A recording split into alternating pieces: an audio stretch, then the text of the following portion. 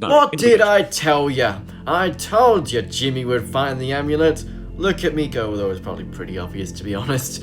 Anyway, it's very concerning for whoever's writing this diary. I think it's Audrey. There was something called Audrey mentioned in the spring letter. It could be Audrey writing the diary, but I don't know. We might find out later. But whoever they are, they're really, really freaking out. And you know what?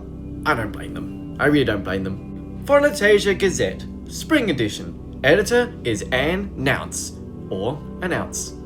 There you go. We had a sled, and now we have Announce. How good. Curious charms among the young. Neighbours have remarked upon new trinkets worn by certain children at the North Rise home. A chain, a ring, and a bauble. Though harmless in appearance, each gleams too brightly for hand-me-down finery. Some whisper the relics are gifts of fortune. Others call them ill omens, finds from the cracked cellar floor. Reports describe unusual quiet when one girl speaks, unusual obedience when one boy lifts his hand, and daring feet from another who climbs and leaps without fear. Readers are reminded that cellar relics may contain rust, rot, or something worse. If such items are truly of value, they should be surrendered for safekeeping in the town vaults. Luck is a fickle master. Best not to hang it round your neck. Concerned. Okay, so with everyone having the relics now, and people are starting to know about them, and then the journalist is like, it could be rust or rot or something worse. I think it's something a little bit worse than rust or rot. Announce. Yeah, it's probably not anything good. Okay, now we're on to Incident Report, Quarter 2. Clerk is Hugh Maslow. Witnessing Warden is Abby Walters. Summary. Structural compromise in North Rise Orphanage cellar continues. Fracture observed widening. Length now over 10 spans. Ambient cold reported, inconsistent with seasonal norms. Drafts recorded in absence of wind. Local accounts reference light without lamp. Observations. Temperature variance noted at Fisher, markedly cooler than hall average. Lantern shadows lengthen and distorted at proximity. Child reports describe humming. Warden confirms sensation in the teeth. 3 artifacts recovered from Fisher in prior quarter now missing. Silver chain, iron dark ring, small amulet. Action taken. Cellar sealed with iron hasp and padlock. Key held by warden. Matron instructed to restrict children from lower halls. Town priest petitioned for blessing. Request denied due to insufficient funds. Risk level elevated. Recommend re-examination next quarter. Further escalation may require divine or scholarly review. The crack is really getting worse! Now 10 spans rather than 4 spans. They measure in spans in Fonetazian, apparently. I do not know the span to meter or feet conversion. If someone knows, in the comments, if you live in Fonetazian and you can convert spans to meters, let me know, okay? But for now, we'll move on to the next story scroll, which is Torn Fragment number 2. Torn Fragment 2.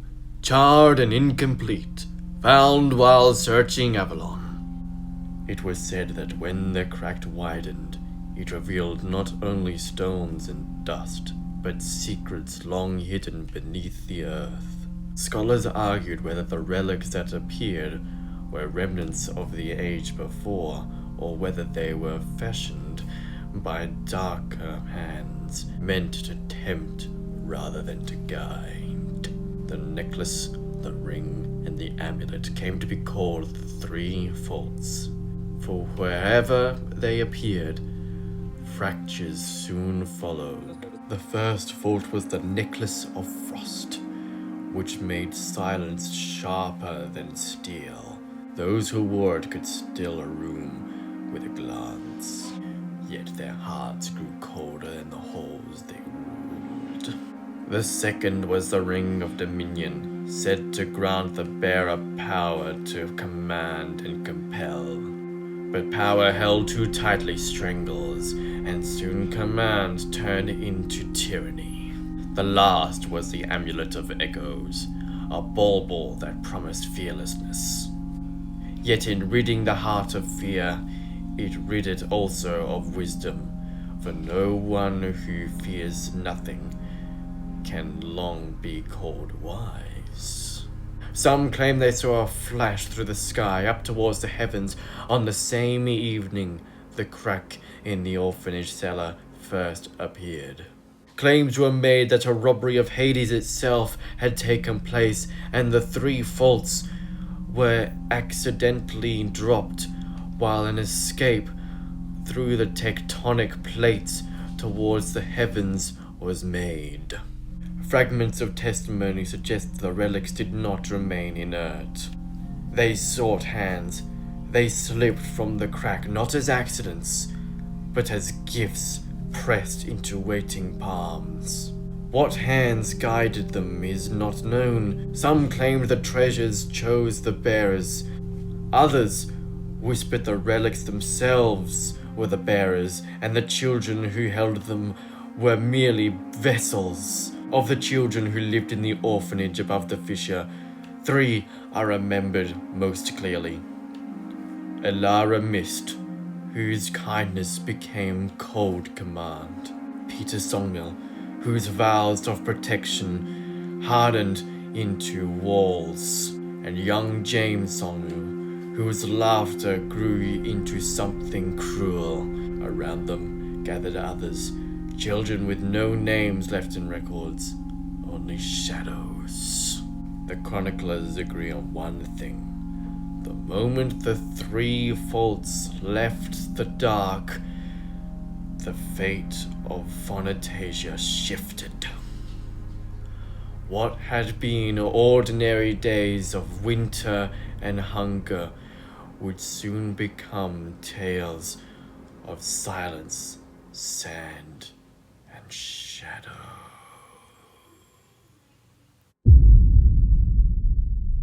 Well, right. So, we all know that the relics are bad, just like the twin swords in the alternate timeline, that 3 children have been affected.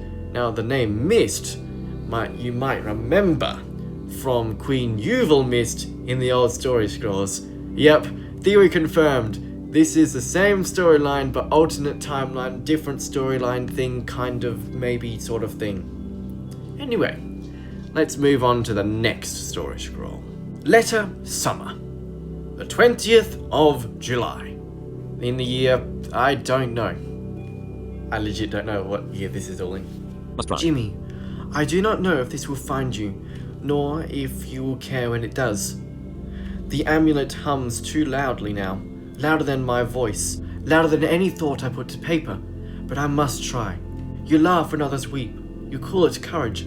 I call it cruelty, though I do not think you mean it so. The little ones tremble when you play your games. When I tell you to stop, you grin as though it proves you fearless. Fear is not shameful, Jimmy. Fear keeps us careful, keeps us kind. Without it, we are not strong. We are lost. If you read this, remember, I loved your laughter once. I wish it had not learned teeth. Elara. Excuse me. Elara, aren't you the one who's wearing the necklace thingy, which is turning your kindness into cruelty and, command and all of that? And then you're sitting here being kind, and you're telling other people not to learn. I wish your kindness didn't learn teeth. You filthy hypocrite. Or maybe she's taken it off. But I guess not. Probably not. Definitely not. Diary, July. The 23rd of July. Summer heat should bring ease, but it has only sharpened us. Elara is changed. The necklace gleams at her throat, and when she speaks, the room stills at once. It used to be that she calmed by kindness. Now it is by command. I miss the warmth in her voice. She does not raise it, yet it carries more weight than any shout. Peter stands at her side. His ring clenches his hand. I swear it. He patrols the halls as though enemies lurk in every corner. When Jimmy mocks him, he snaps. The boy who once carried water out of love now carries rules like stones. stacking them higher each day. The children whisper less. Laughter feels forbidden, though no one has said so. Even Tim holds his tongue. I write these pages quickly, in secret, as if words themselves might betray me. It's not looking good. Whoever's writing this diary is having a full-on justified crash out right now. Fully justified. The 21st of August. Peter dreams aloud now. He speaks of building walls of sand and stone. A place where no harm can touch us. He draws circles in the dust with his fingers, walls within walls, his ring gleaming as he does it, and the children watch him with wide eyes. They trust him, but I feel smothered. Alara supports him. She says his order makes us stronger. Perhaps she's right, yet I feel as though we are shrinking, our world narrowing into whatever shape they decide. Jimmy rebels, louder each day. He laughs at their rules, climbs where he's told not to, and dares them to stop him. The amulet hums at his chest when he defies them. His laughter is no longer joy, it is challenge. I cannot hold us together. I can only write and pray that someone will remember what we once were. And the justified crash out continues, everyone. Torn Fragment 3. Edges burnt.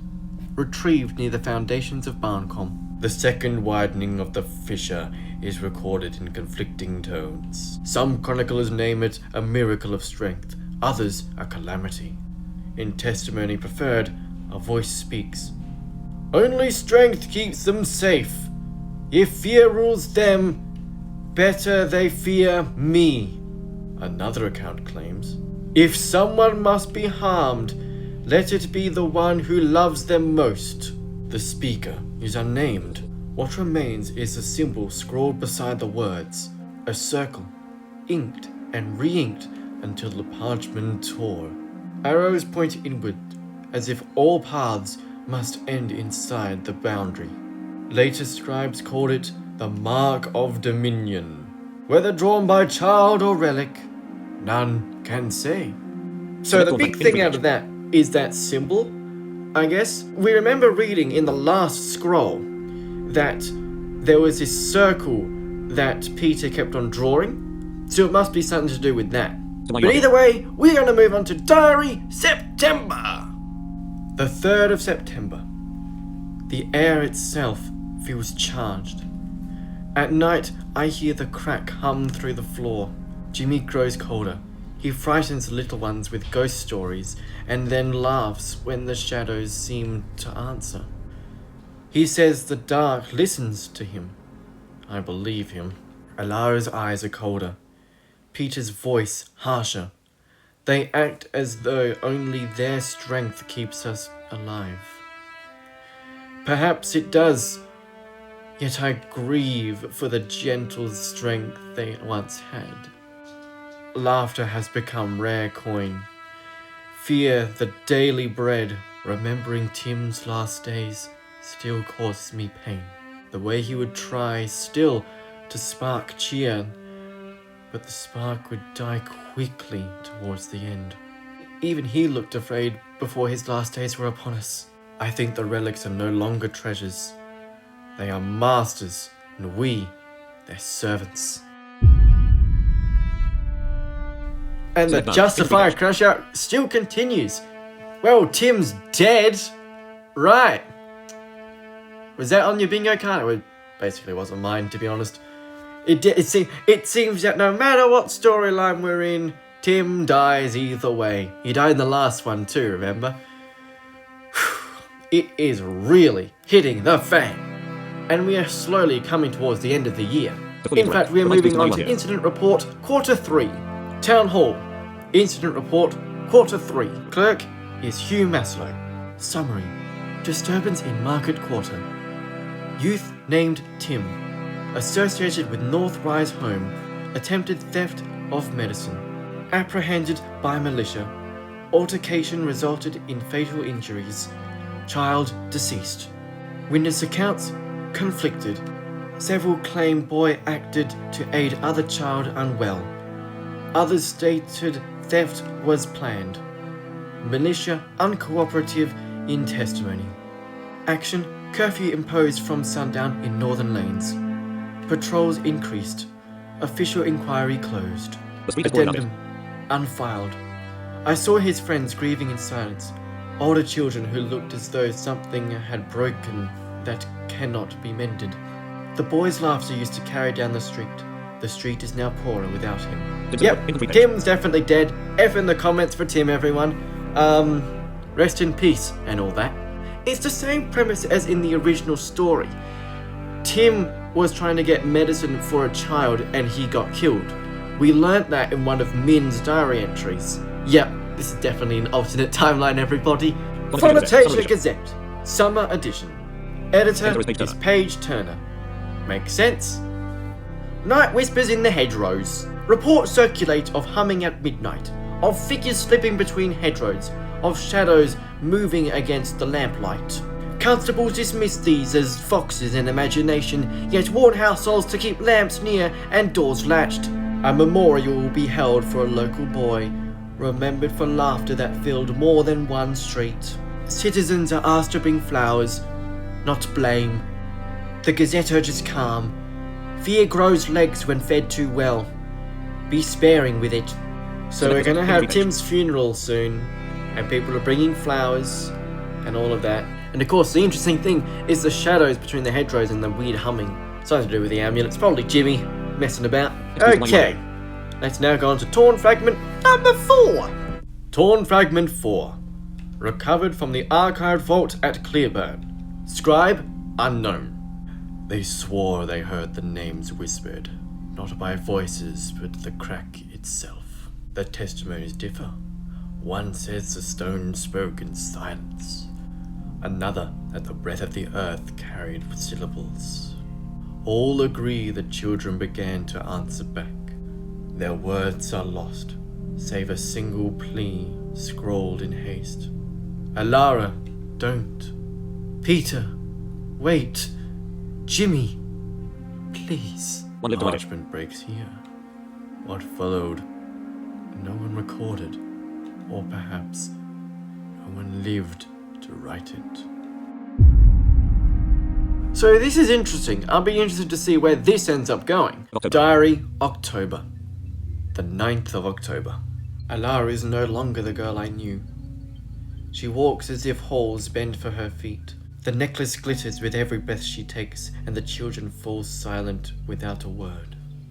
She says order is safety, but I feel frozen beneath her gaze.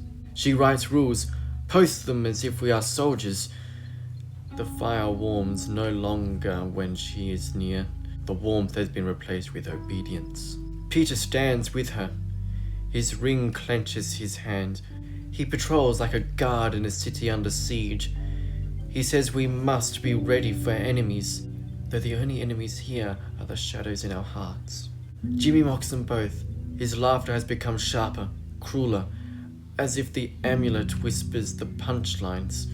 I mourn the Alara who tucked us in with stories, the Peter who carried water until his arms shook, the Jimmy who turned hunger into games. They are still here, but buried, and I do not know how to dig them out. Rather than the October diary is the October crash out. It's really going downhill for this person, all in a matter of months too. In January, everything was happy, and then things started to happen, and now Tim's already dead, and the orphanage is turning into an absolute dictatorship, seemingly. We are now moving on to Letter Autumn. To whoever finds these pages, if you hold this, then you must know already what we became. Alara, Peter, Jimmy, they are not strangers, not monsters born from stone. They were children, my family, our family. The necklace, the ring, the amulet, they promise strength, silence, fearlessness. They gave us ruin instead. I tried to write letters to them, but none reached. They no longer read my words. only the whispers of the relics. I tried to keep the younger ones safe, but they too bent towards the crack, as if its breath was sweeter than air. One by one, I watched them slip away. If you meet them, the Snow Queen, the Sand Lord, the Demon, know this: you are not striking down villains. You are ending the suffering of children who once laughed, who once shared crusts of bread, who once dreamed of spring. Their laughter is still in these walls, even if their bodies are not. Thanks to my diary entries, I will never forget them. However, they were... Burn the relics if you can. Burn them where no hand may reach. Do not let another family be broken as we were. And if you remember us as orphans, yes, but also as a family. Not just in our ending, but in our beginning. Audrey. So Audrey's been the one writing the diaries, right? And we did have a letter addressed to Audrey, I believe, or that did mention Audrey anyway. Now, the Snow Queen, the Sand Lord, and the Demon, they were mentioned, and they, as I suspected, I don't think I actually vocalized it, but as I did suspect, and I think you have probably suspected too, they were the children. They were Jimmy and Peter and Alara and all that. Alara was probably the Snow Queen. I'd say Peter was the Sand Lord, and Jimmy is the Demon. So now we know those origin stories. I'm definitely going to be thinking differently when I go on quests to kill them again. But I must wonder, why do they keep respawning? At any rate, we're moving on to Diary, November. 11th of November. Peter no longer writes lists. He carves them into wood, into dust, into air itself. Circles within circles, walls within walls. He says each line is protection. To me, they look like cages. The children obey him out of fear now, not trust. Even Tim, bright Tim, keeps quiet in his presence. Alara encourages him. She says the world outside is worse, that without his rules, we should collapse. Perhaps she is right, yet I feel smaller each day. Reduced to a piece that fits in their puzzle whether I like it or not. Jimmy defies them openly. He runs across rafters, sneaks into the cellar, dares the crack to swallow him. The amulet hums when he does. Sometimes I think it laughs with him. Sometimes I think it laughs at all of us. I can no longer recognize our family. The necklace commands, the ring imprisons, the amulet mocks. And I, with only this pen, cannot fight them. Wait, I feel like these are a little bit out of order, to be honest. I feel like the November letter, yeah, that was like 25th of November. That was meant to be a little bit later than this. Oops, oh well. Never mind. But we know what happens in the end. In the next 2 weeks, they're going to become the Snow Queen and all that. Next 2 weeks. Alright, here we are with Town Hall Incident Report, Quarter 4. Clark is Eben Walters. Hugh Maslow, recently deceased due to suspicious circumstances. Summary: orphanage condemned due to ongoing structural compromise. Crack widening beyond safe containment. Reports of cold, light and noise continuing despite sealing. Residents relocated. Building barred under penalty. Notes: warden recommends blessing or warding ritual. Petition denied. Several personal items unaccounted for at time of closure. Rumours of children seen near the site after sealing unconfirmed. Final. Case closed. Premises abandoned. Well, that's the end of that, folks. Orphanage is now closed. The end. Except not the end, we've still got a few more to go. Right. We are now going on to Gazette Autumn Edition. And I feel like this is the last Gazette, so last of my stupid journalist voice. Fonetazian Gazette Autumn Edition. Editor is Mark Up. Mark Up. I'm loving these editor names. Orphanage closed after troubles. Following structural failure and tragedy, the orphanage on North Rise has been shuttered. Children dispersed to other homes and guilds. Officials urge calm. The building was unsafe, nothing more. Yet whispers persist. Neighbours claim to hear laughter in the night or to glimpse figures slipping through the sealed door. The paper reminds readers shadows grow longer in autumn, and imagination longer still. Keep faith with your neighbours. Do not lend fear more weight than it deserves. Winter will be quieter. Will it now? I guess we'll find out. We've got a couple more story scrolls to go here in Fonetazian, so let's see how their winter turned out, okay? Actually, we've only got one more story scroll here in Fonetazian. Diary December. Let's read it. The 24th of December. I followed Jimmy last night. He vanished into the old castle ruins west of town, muttering that the halls spoke to him. I trailed him through corridors that bent upon themselves, stairwells that led upward and downward at once. The walls seemed to breathe. My lantern stuttered, and every shadow looked like it had teeth. Jimmy stood in a chamber without windows. The amulet glowed against his chest. He laughed, but the laugh came back broken, echoing with too many voices. He spoke to the dark as though it answered. I could not hear the words, only the rhythm, and the rhythm was wrong. It was hunger. Alara and Peter found me afterwards. They scolded me for following him, but their eyes, I think they are as lost as he is. Perhaps we all are. Perhaps the crack did not split stone at all. It split us. If this is the last page I write, let it be known we were children once, before relics turned us into something else. We were children, and we deserved better. And that's the end of the Fonetazian story scrolls. Well, how to sum up that? Well, I don't know. Bad things happen. It was really dark, actually, compared to the old story. We saw Jimmy's transformation, I believe, into the demon. It was the castle west of town. I'm guessing this was in Clearburn.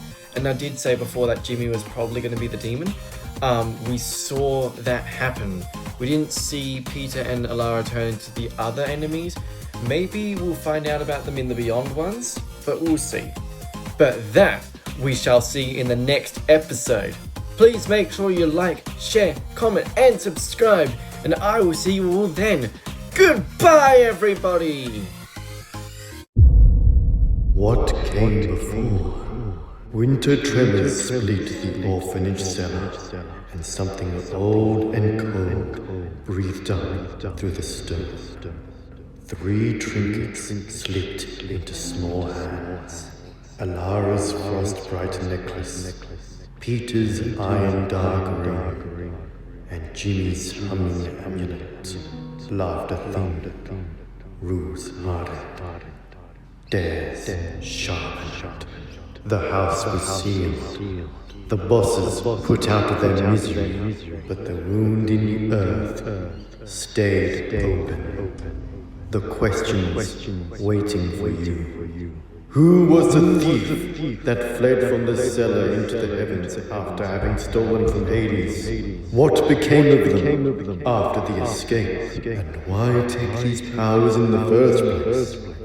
Greed, revenge, or something else? The Beyond keeps its answers, but it leaves a trail. Step softly in the Beyond. Even questions. Listen back.